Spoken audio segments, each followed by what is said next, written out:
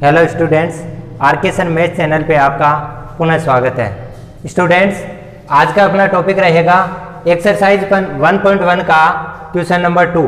और question number 2 आपका ये है कि दर्शाइए कि कोई भी धनात्मक विषम पूर्णांक 6q प्लस 3 और 6q प्लस 5 के रूप का होता है जहां q कोई धनात्मक पूर्णांक होगा।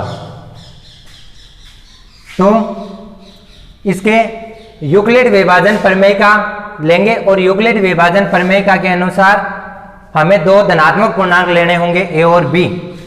और यूक्लिड विभाजन प्रमेय का ये कहती है कि कोई भी धनात्मक पूर्णांक a और b दिए होने पर दो अन्य धनात्मक पूर्णांक q और r इस प्रकार ज्ञात किए जा सकते हैं कि a बराबर bq प्लस r, जहां r का मान 0 या 0 से बड़ा होगा लेकिन भाजक b से हमेशा छोटा होगा। तो मान लेते हैं कि अपने पास दो कोई धनात्मक पूर्णांक है, माना a व b दो धनात्मक पूर्णांक है।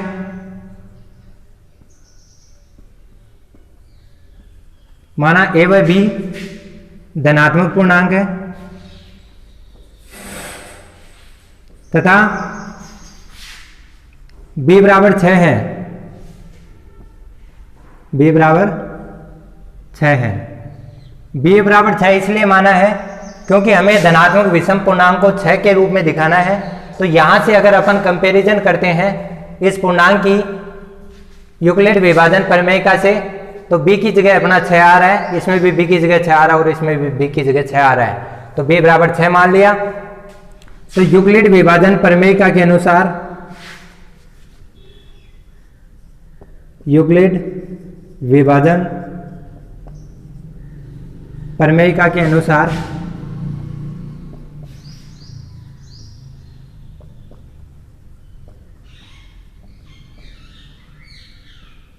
यूक्लिड विभाजन प्रमेय का आपकी ये कहती है कि दो धनात्मक पूर्णांक a और b दिए होने पर दो अन्य धनात्मक पूर्णांक q और r इस प्रकार ज्ञात किए जा सकते हैं कि a बराबर bq प्लस r होगा, जहां r का मान 0 के बराबर होगा या बड़ा होगा लेकिन b से हमेशा छोटा होगा। अपने पास b का मान 6 है तो इस इक्वेशन में b का मान 6 रखना है। तो a बराबर 6q प्लस r, तो आपका r यानी शेषफल होगा वो या तो 0 के बराबर होगा या 0 से बड़ा होगा लेकिन b यानी 6 से हमेशा छोटा होगा। तो आपका शेषफल 0 के बराबर या बड़ा लेकिन 6 से छोटा होगा। तो आपका शेषफल अतः शेषफल आपका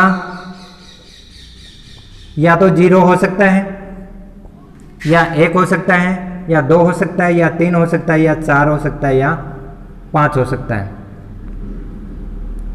अगर शेषफल आपका ये हो सकता है तो a बराबर आपके पास, अगर इस इक्वेशन में r का मान 0 रखते हैं तो a बराबर 6q प्राप्त होगा। अगर इस इक्वेशन में r बराबर 1 रखेंगे तो इसका मान 6q प्लस 1 प्राप्त होगा। 2 रखने पर इस इक्वेशन में a बराबर 6q प्लस 2 प्राप्त होगा। इसी प्रकार 6q प्लस 3 होगा, 6q प्लस 4 होगा और 6q प्लस 5 होगा। यानी आपके पास a बराबर या तो 6q प्राप्त हो सकता है या 6q प्लस 1 प्राप्त हो सकता है या 6q प्लस 2 प्राप्त हो सकता है या 6q प्लस 3 प्राप्त हो सकता है या 6q प्लस 4 प्राप्त हो सकता है या 6q प्लस 5 प्राप्त हो सकता है। अब जो आपको a का मान प्राप्त हुआ है उसमें से 6q प्लस 2 और 6q प्लस 4 में 2 का भाग पूरा जा रहा है, अतः ये धनात्मक सम पूर्णांक होंगे। और 6q प्लस 1, 6q प्लस 3 और 6q प्लस 5 में 2 का भाग पूरा नहीं जा रहा है, तो ये आपके धनात्मक विषम पूर्णांक होंगे।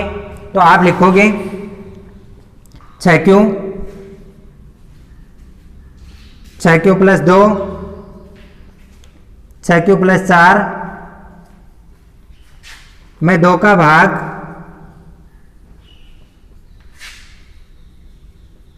पूरा जाता है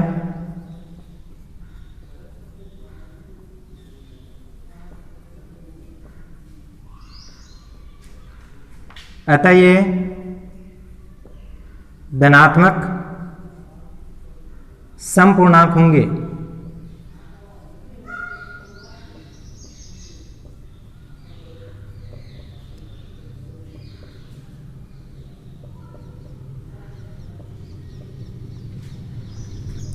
छह क्यू प्लस 2 और 6 क्यू प्लस 4 में 2 का भाग पूरा पूरा जा रहा है, अतः यह धनात्मक समपूर्णांक होंगे। बचे हुए पूर्णांक 6 क्यू प्लस 1, 6 क्यू प्लस 3 और 6 क्यू प्लस 5 में 6 Q plus 1, 6 Q plus 3, 6 Q plus 5 में 2 का भाग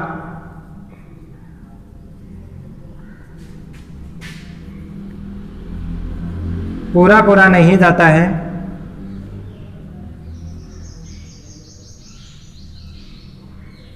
और जिस संख्या में 2 का भाग पूरा पूरा नहीं जाता है वो विषम पूर्णांक होंगे, अतः यह धनात्मक विषम पूर्णांक होंगे।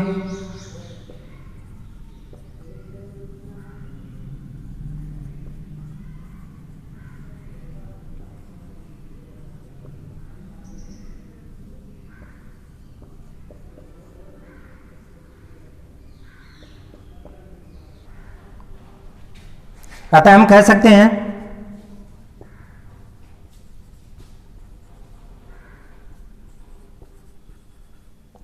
सकते हैं कि कोई भी धनात्मक विषम पूर्णांक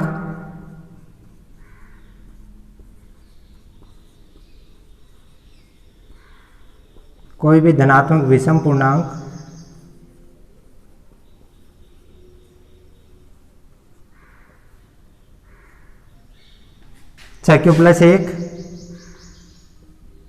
6 क्यू प्लस 3 या 6 क्यू प्लस 5 के रूप का होता है।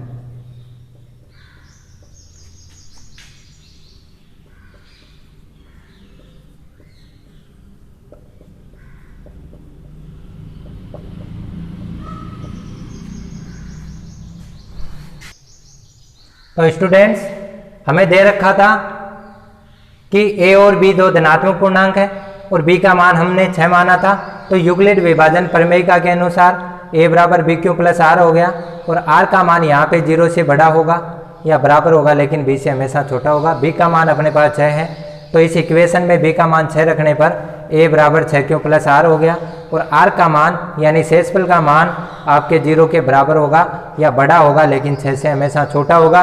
तो 0 से बराबर या बड़ा लेकिन 6 से छोटा, तो शेषफल आपके पास 0, 1, 2, 3, 4, 5 हो सकता है, और a बराबर आपके पास अगर इसमें शेषफल का मान रखते हो, r का मान रखते हो, तो a बराबर अगर आप 6 क्यू प्लस 0 रखते हो तो 6 क्यू प्लस 0 यानी 6 क्यू प्राप्त हो गया, और r बराबर अगर आप 1 रखते हो तो a बराबर 6 क्यू प्लस 1 प्राप्त हो गया, r बराबर 2 रखते हो तो 6 क्यू प्लस 2 प्राप्त हो गया, r बराबर 3 रखते हो तो 6 क्यू प्लस 3 प्राप्त हो गया, r बराबर 4 रखते हो तो 6 क्यू प्लस 4, और r बराबर 5 रखते हो यहाँ तो 6 क्यू प्लस 5 प्राप्त हो गया। अब इसमें से 6 क्यू प्लस 2 और 6 क्यू प्लस 4 हैं, वो उसमें 2 का भाग पूरा पूरा जा रहा है, तो ये धनात्मक समपूर्णांक होंगे, और 6 क्यू प्लस 1, 6 क्यू प्लस 3 और 6 क्यू प्लस 5 में 2 का भाग पूरा पूरा नहीं जा रहा है, तो ये धनात्मक विषम पूर्णांक होंगे। तो आप कह सकते हो कि कोई भी धनात्मक विषम पूर्णांक 6 क्यू प्लस 1, 6 क्यू प्लस 3 या 6 क्यू प्लस 5 के रूप का होता है, जहां क्यू कोई पूर्णांक होगा। स्टूडेंट्स, अब अपना क्वेश्चन है थर्ड, और थर्ड क्वेश्चन आपका ये कह रहा है कि किसी परेड में 616 सदस्यों वाली एक सेना की टुकड़ी को, उस सेना की टुकड़ी है आर्मी में 616 सदस्य हैं, उनको एक आर्मी का बैंड है जो 32 सदस्यों का है, उसके पीछे मार्च करना है। आगे आगे 32 सदस्य वाली आर्मी का बैंड चलेगा और उसके पीछे पीछे 616 सदस्यों वाली सेना की टुकड़ी चलेगी। तो दोनों समूह को समान संख्या वाले स्तंभों में मार्च करना है। उन स्तंभों की अधिकतम संख्या क्या है जिसमें वे मार्च कर सकते हैं। अगर आपको कहीं पे भी क्वेश्चन में अधिकतम संख्या पूछे, अधिकतम संख्या पूछता है, इसका मतलब आपको वहां पर HCF ज्ञात करना है या मैस ज्ञात करना है। और न्यूनतम कहीं पे भी पूछता है तो वहां पर आपको लेस है या LCM ज्ञात करना है। यहाँ पे आपको अधिकतम पूछा है तो 616 और 32 का मस या HCF ज्ञात करना है, और इसका मस हम निकाल रहे हैं यूक्लिड विभाजन प्रमेयिका से। तो आपका हल हो जाएगा 616 इज ग्रेटर देन 32। 616 बड़ा है 32 से, अतः 616 और 32 के लिए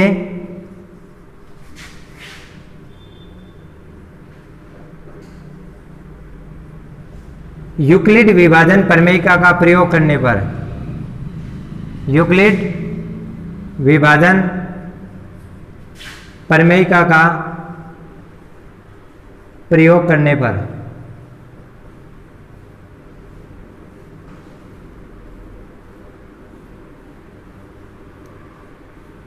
अगर आप यूक्लिड विभाजन प्रमेयिका का प्रयोग करते हो तो बड़ी संख्या 616 है, वो आपके लिए ए का मान हो जाएगी, छोटी संख्या 32 है वो बी का मान हो जाएगी।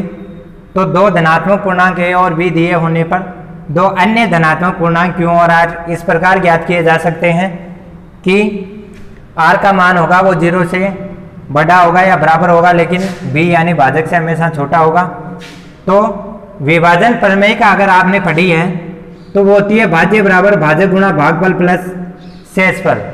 यानी अगर आपको ए का मान 616 है, बी का मान 32 है, तो इस 616 में 32 का भाग देने पर जितना भागफल आएगा वो आपके क्यू का मान होगा, और जितना शेष बचेगा वो आपके आर का मान होगा।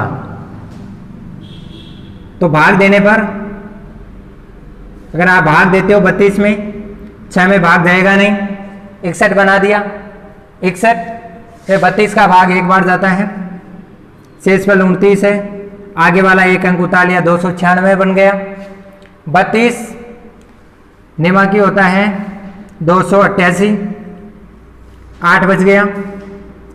यानी आपके पास जो भागफल 19 है वो आपके पास क्यू का मान है, और जो शेषफल आर है 8 है वो आपके पास आर का मान है। तो ए बराबर बी गुणा क्यू 19 हो गया, प्लस आर आपके पास 8 है। यहाँ शेषफल शून्य प्राप्त नहीं हुआ, अगर यहाँ शेषफल शून्य प्राप्त हो जाता तो जो आपका भाजक 32 था वो इन दोनों संख्याओं का HCF होता। तो अगर शेषफल शून्य प्राप्त नहीं होता है तो आप लिखोगे शेषफल शून्य प्राप्त नहीं होता है,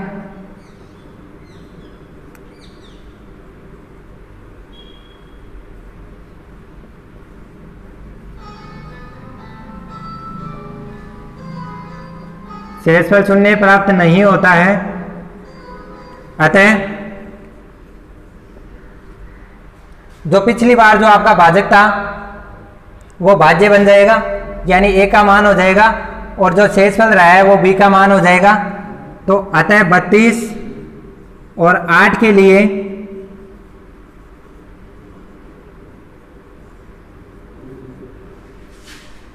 यूक्लिड विभाजन प्रमेयिका का प्रयोग करने पर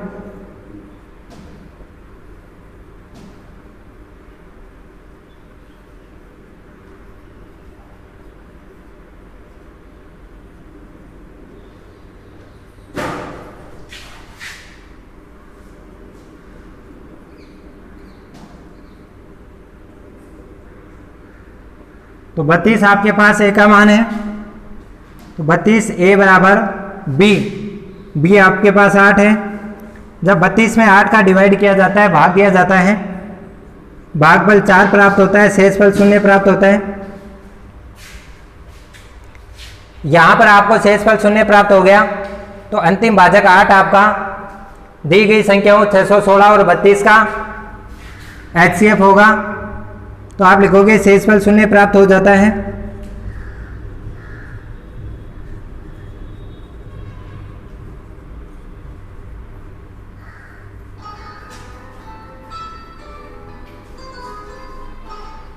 अतः 616 और 32 का HCF जो होगा वो 8 होगा, यानी उन स्तंभों की अधिकतम संख्या जिसमें वो मार्च कर सकते हैं उन स्तंभों की अधिकतम संख्या 8 होगी।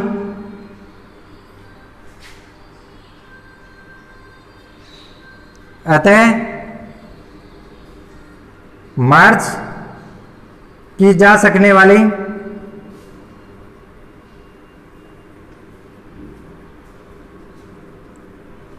स्तंभों की अधिकतम संख्या बराबर 8।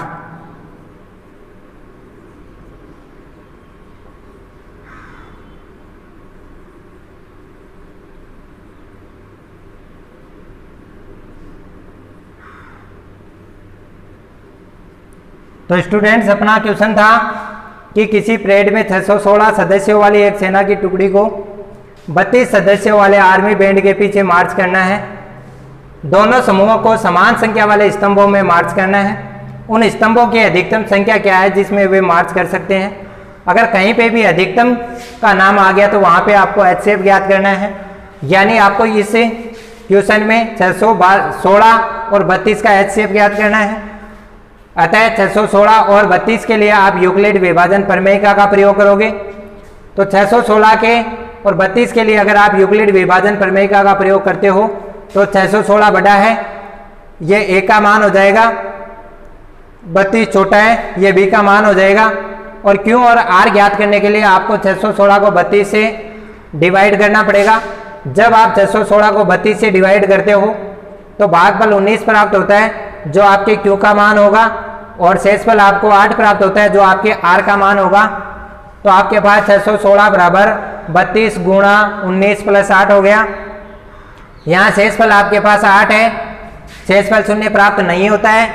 अगर यूक्लिड विभाजन प्रमेयिका से आप HCF निकाल रहे हो और शेषफल 0 प्राप्त नहीं होता है तो आप जो भाजक था वो आपके लिए भाज्य या A का मान बन जाएगा, और शेषफल जो है वो आपके लिए B या भाजक का मान बन जाएगा। अगर यहाँ पे शेषफल 0 प्राप्त नहीं हुआ तो अब आप जो यूक्लिड विभाजन प्रमेयिका का प्रयोग करोगे वो 32 और 8 के लिए करोगे। अतः 32 और 8 के लिए यूक्लिड विभाजन प्रमेयिका का प्रयोग करने पर 32 बराबर हो गया 8, यानी 32 में 8 का भाग देने पर 4 बार भाग जाता है जो आपके Q का मान हो गया, और शेषफल 0 होता है तो वो R हो गया। यहाँ पे शेषफल 0 प्राप्त हो गया, तो जिस भाजक से भाग देने पर शेषफल 0 प्राप्त होता है वो आपका HCF होता है। तो यहाँ पे भाजक आपका R था जिसे 32 में भाग देने पर शेषफल 0 आया है, तो इस 616 और 32 का HCF 8 हो जाएगा। अतः मार्च की जा सकने वाले स्तंभों की अधिकतम संख्या 8 होगी। तो स्टूडेंट्स, आज हमने एक्सरसाइज 1.1 का क्वेश्चन नंबर 2 और क्वेश्चन नंबर 3 को हल किया है। कल हम इसी एक्सरसाइज के क्वेश्चन नंबर 4 और क्वेश्चन नंबर 5 का अध्ययन करेंगे। धन्यवाद।